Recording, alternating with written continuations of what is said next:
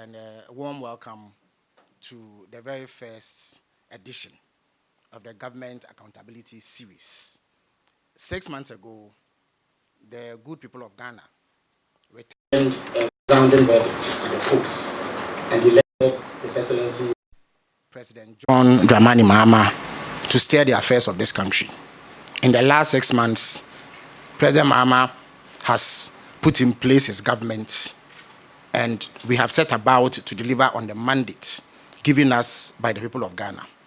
6 months down the line, we deem it necessary to render accounts, even if tentatively, on what we have been doing with that mandate and how we have set about working for the betterment of our country and the improvements in the welfare of the people of this country.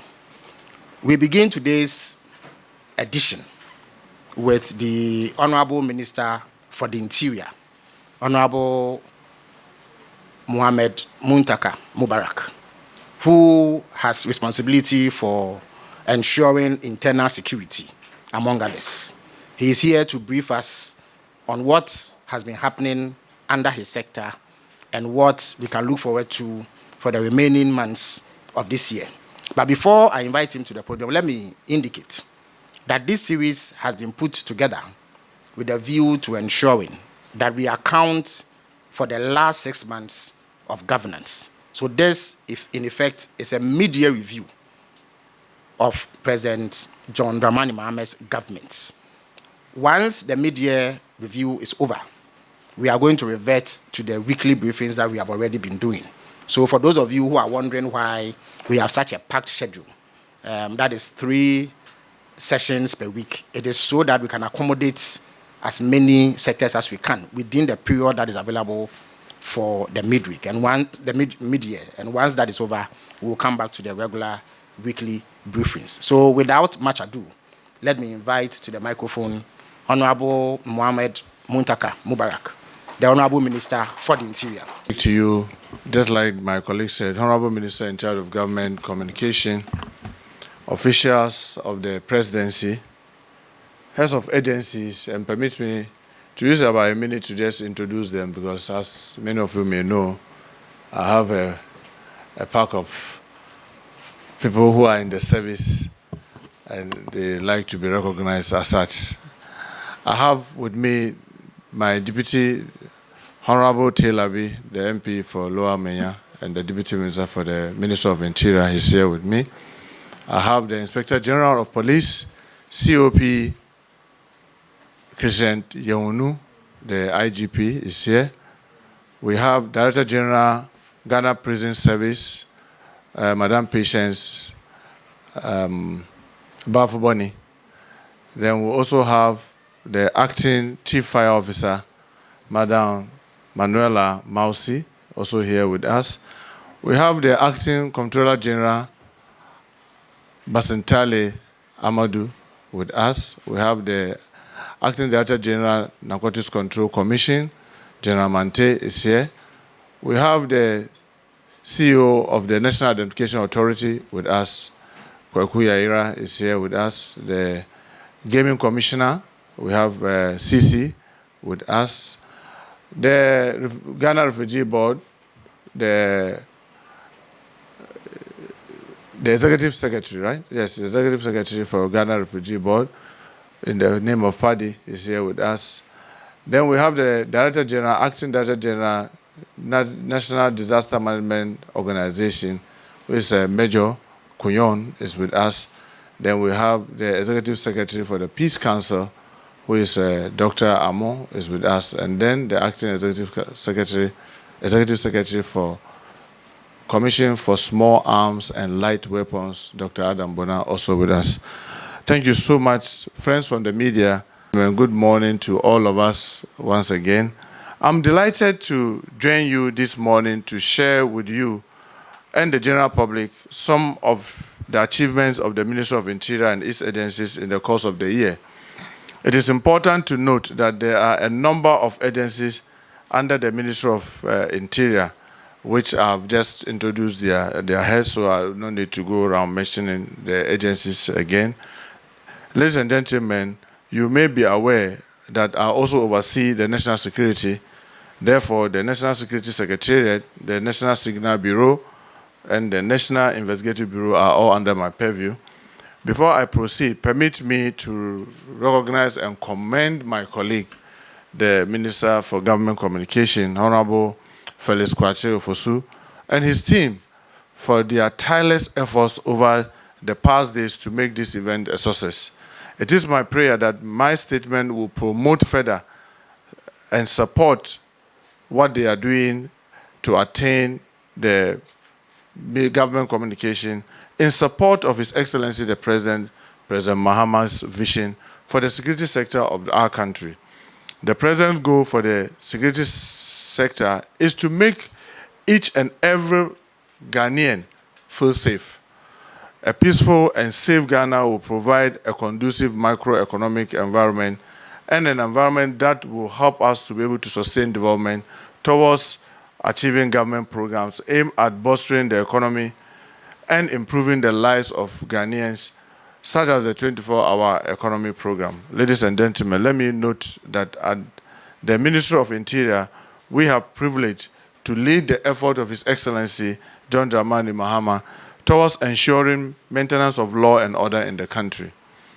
This opportunity is therefore for the Ministry of Interior to give an account of the progress made from January 2025 to June 2025.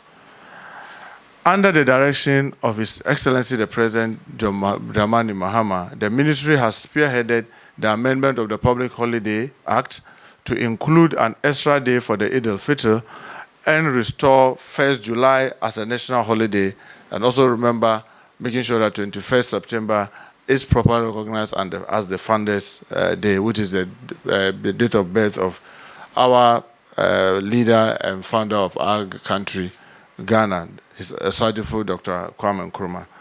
This additional holiday that the President has done is to promote inclusivity and historical recognition by expanding national recognition of religious and historical observance.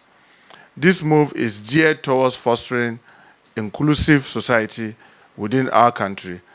And in the Public Holiday Act also, we shift all holidays that fall within the midweek to the closest either Friday or Monday, creating what we call the bank of holidays.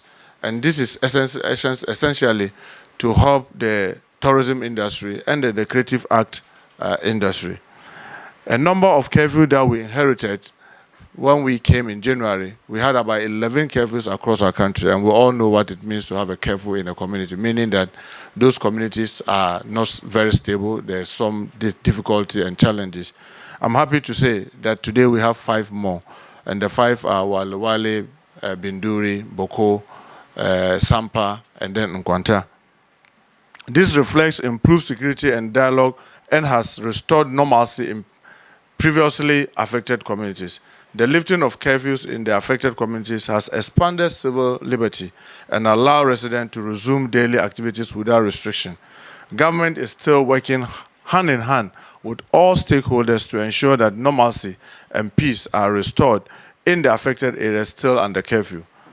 As you may be aware, the Ministry of Interior offers a number of services to the general public, not only Ghanaians but also foreigners, both inside our country and outside our country. These services include, among many, immigration quota permit, renunciation of Ghanaian citizenship, dual citizenship, right of abode, license of private security organization, permission to import or export explosive, permit to import or export arms and ammunition, permits for key cutting, among others. It is important to note that all these services offered by the ministry are done manually. I am happy to report that the ministry has commenced the digitalization of 16 core ministry functions, including permit and license services. The process mapping has been completed. This intervention, when rolled out latest by the end of this year, is expected to streamline workflow, reduce delay, and enhance public access to services, improve transparency and accountability. In collaboration with the Ministry of Gender, Children and Social Protection and the Ghana Immigration Service, we were able to remove over 2,241 street beggars that have been cleared off our streets and repatriated to their countries. This exercise has resourced public order in urban centers while supporting vulnerable population with humane intervention. We are mapping our strategy that will make sure that we eliminate all these challenges on all our streets, not only in Accra, but across the cities in our country. Furthermore, we have signed a memorandum of understanding with the Ministry of Youth Development for security agencies internship, enhancing youth employability while supporting security agencies operations. Interns will be deployed across the police, the prisons, and the fire services. The first batch of these interns will commence training on the 16th of this month. That's just Thursday, from this week, Thursday. Similarly, the ministry is in talks with Ministry of Education to sign an MOU, that's Memorandum of Understanding, to enable the prison services to produce 20% of sanitary pads for the free sanitary initiative, to produce 30% of all school furniture and 30% of all school uniforms that government is giving out. And this we are doing to make sure that our reformative programs within our prisons is changed completely from what we are currently simply doing. I call it warehousing the prisoners, keeping them idle, not too much to do. When it comes to the Ghana Police Service, they've made a notable achievement, including sustained anti-illegal mining operations, halting illegal mining in our forest reserve, stopping illegal mining activities along water banks, ensuring that foreigners are not allowed to operate in small-scale mining within our forests, and then prosecuting persons involved. The services has established a 24-hour economy secretariat at the police headquarters in Accra to provide round-the-clock security for businesses under the government flagship program of 24-hour economy program. This is to ensure that the safe movement of goods and people and foster economic growth without fear of attack. The Ghana Police Service has also conducted high-impact intelligence-led anti-robbery operations across all regions and have achieved remarkable breakthroughs in major cases, including the murders of mobile money vendors in Kumasi, Koforidua, and Aflao, a robbery and murder at Radiance Filling Station in Pesetia, the murder of 5 victims in Asiyao, and killing of Lebanese national in East Legon, the kidnapping of 2 Ghanaian women in Nigeria, and arrest of long-range robbery suspects. The police hospital in Kumasi has been commissioned and operationalized. That of Tamale is expected to be completed and commissioned hopefully in the 3rd quarter of this year. All these are expanding healthcare services, not only to the police personnel, but to the communities around this facility.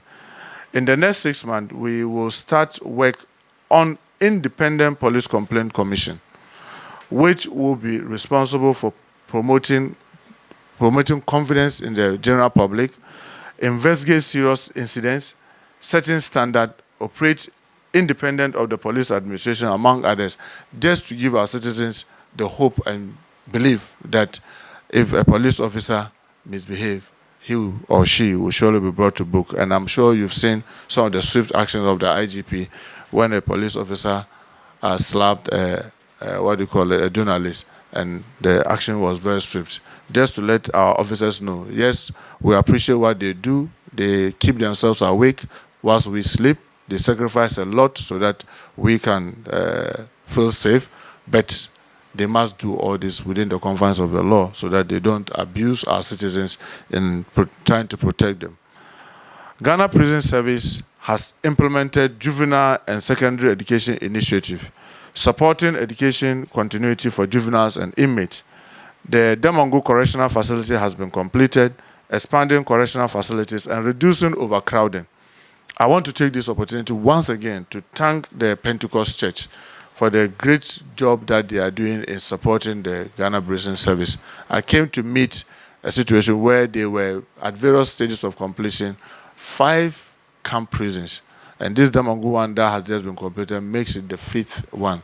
And if a church could come to the aid of the Ghana Prison Service this much, I want to take this opportunity to encourage all of us, citizens, individuals, business, corporate organizations, to come to the aid of their security services, especially the prisons who have huge challenges in managing the about 14,000 inmates that we have, including foreigners that are in there.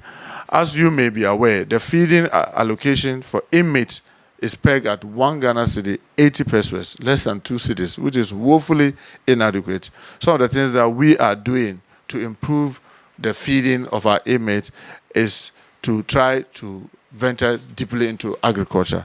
And I can report that we have just secured some funding to do 5,000 layer poultry project, and we have also cultivated about 1,654 acres of crops. This initiative is ably supported by the Ministry of Food and Agriculture through the supply of equipment and inputs. The service has also commenced drafting a 24-hour economy proposal, aligning prison operations with national productivity goals. The service has also launched a digital literacy program under the 1 million coders and equipping inmates, officers, and dependents with digital skills. There is an ongoing collaboration with the Youth Employment Agency, just as I mentioned earlier, for prison support staff recruitment to augment human resources need of the service for non-custodial duties. The Ghana Fire Service also woefully under-resourced, but has managed an undesired fire, reducing fire outbreaks and salvaging millions of cedis worth of property. The Ghana National Fire Service responded over this period to over 3,841 fire outbreaks nationwide, salvaging properties and saving many lives, whilst significantly reducing fire-related losses. The service has also conducted 14,234 fire safety inspections, ensuring premises adhere to safety standards. The service has also issued 12,418 fire certificates, including 2,944 renewals, whilst enforcing compliance with fire safety regulations. The service has also trained 5,214 fire volunteers to help reduce bushfire outbreaks in rural areas and supporting food security and environmental protection. The Ghana National Fire Service has also responded swiftly to 851 road traffic collision, rescuing trapped victims and saved numerous lives. In support of the 24-hour economy program, the Ghana National Fire Service instituted the following: 24-hour shift surveillance over all our major markets, and have also mapped out all filling stations nationwide that have flooded, that have the tendency of getting flooded during rainfalls. These measures are to enhance security, prevent fire, minimize the effect of flooding and fire incidents. Health and Safety Fund to meet the health needs of personnel with initial funds of about 200,000 was established during this period between January and this June. So I take this opportunity to appeal to all wishers to support this fund as a boost to the gallant firefighters.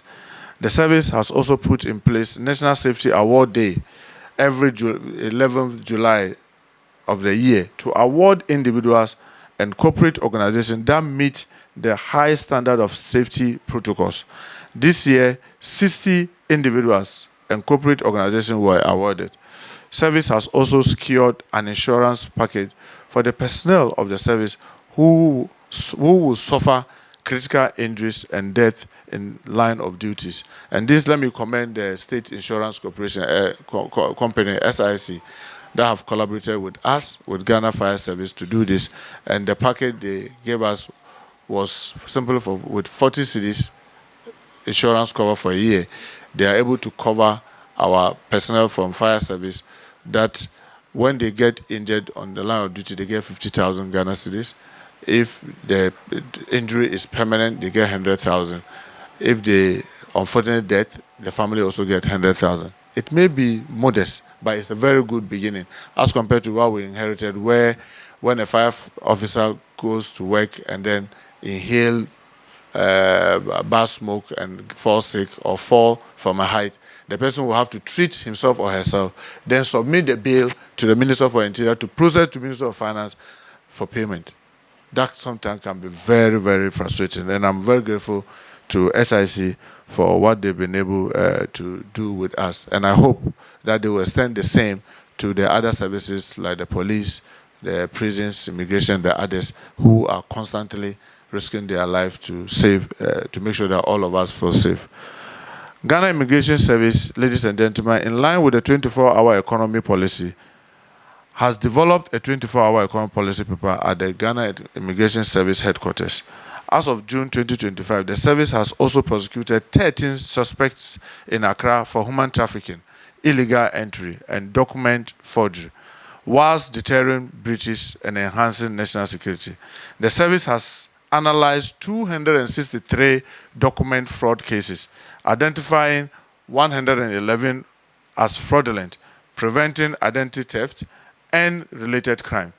The Ghana Immigration Service rescued 21 human trafficking victims, intercepted 291 irregular immigrants, and arrested 223 individuals for immigration breaches. Additionally, they have intercepted smuggled goods, including 406 bags of cocoa beans, 1,115 jerry cans, 11 bags of fertilizers, 50 gallons of fuel, with one vehicle impounded. The service has also increased interagency collaboration, which has facilitated coordination among agencies for prevention of crime and public safety.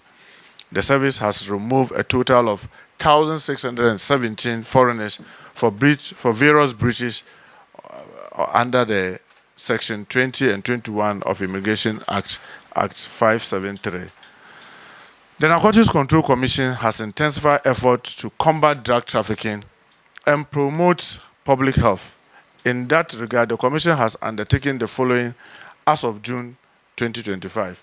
Secured 15 district offices across 7 regions, decentralizing operation and improving local enforcement.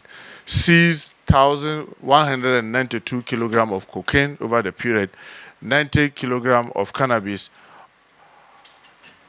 and about 17.9 kilograms of goba at Temaport, Kotoka International Airport, Paga Border, and Oyarufa, disrupting major trafficking operations. The Narcotics Control Commission has also conducted 7 drug swoops in Akosombo, Takoradi, Medina, and other areas, reducing street-level drug availability. The NACOC has also operationalized a toll-free line, increasing citizen tip-off and participation. The Commission has also acquired a 100-acre parcel of land at Abuasa, Eastern Region, for a future NACOC training academy with documentation near completion. The National Disaster Management Organization, over the period, has enhanced disaster preparedness and response, protecting lives and livelihood. NADMO has responded to 332 emergencies and conducted 2,268 field assessments. They have verified incidents and mapping risk zones for timely intervention in flood, fire, and collapses. NADMO has also engaged 2,174 communities to develop participatory disaster risk reduction plan, enhancing local ownership and early warning system. Additionally, NADMO has desilted 248 drains channels across various communities, improving water flow in urban areas and reducing flooding during the rainy season. They have also provided relief to over 11,524 disaster victims, distributing food, shelter, and sanitation supplies to meet humanitarian needs promptly. The areas where victims were supported includes a whole bunch of communities ranging from Western region to Northern region to the Volta region to Bono East, Asante, and the like. The National Commission on Small Arms and Light Weapons has renovated its head office building providing a better space for staff to function effectively. They have established Student Against Firearm Trafficking Club in Elubo, supporting the fight against armed trafficking in border communities. Over the years, staff of the Commission have been working without a scheme of service. Thankfully, this has been finalized to streamline human resource management. The Commission has hosted the United Nations Organization Drug and Crime Planning meeting in Accra and is working towards a joint cross-border strategy against armed trafficking. The National Peace Council has relocated its head office to Roman Ridge from where they were. They were the only island. They were the only person living in the island that gives them so much scare. And when it rains, the place gets flooded. Thankfully, in the last 6 months, they've been relocated to Roman Ridge to a more befitting space where it will help them to improve whatever they are doing there. The council has inaugurated the Savannah and Harford Regional Peace Council, which have expanded regional peace architecture and mediation capacity. They have also established local and community peace committees in conflict-prone areas, particularly across the five regions of the North, despite funding challenges. Additionally, the council has also worked tirelessly to resolve 429 conflict cases, including 168 chieftaincy disputes, 105 land-related conflict, and 57 ethnic disputes.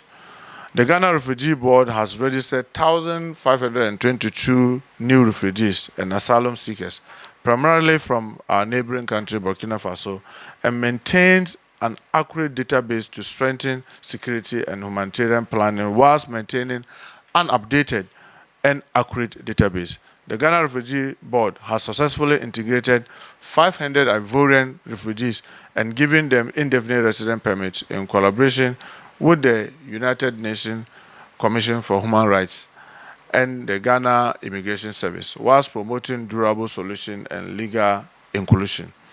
The board has launched the Upper West registration campaign, processing an estimated 7,000 Burkinabes who have moved to Ghana for protection and documentation. The Gaming Commission of Ghana has conducted compliance monitoring investigations whilst enforcing operational standard and regulatory compliance. The Commission has expanded their regional presence by securing 4 regional offices in Ho, Aguna Swedro, Sehuwi and Asante Bekwai, deepening regulatory oversight and bringing service closer to gaming operators and stakeholders.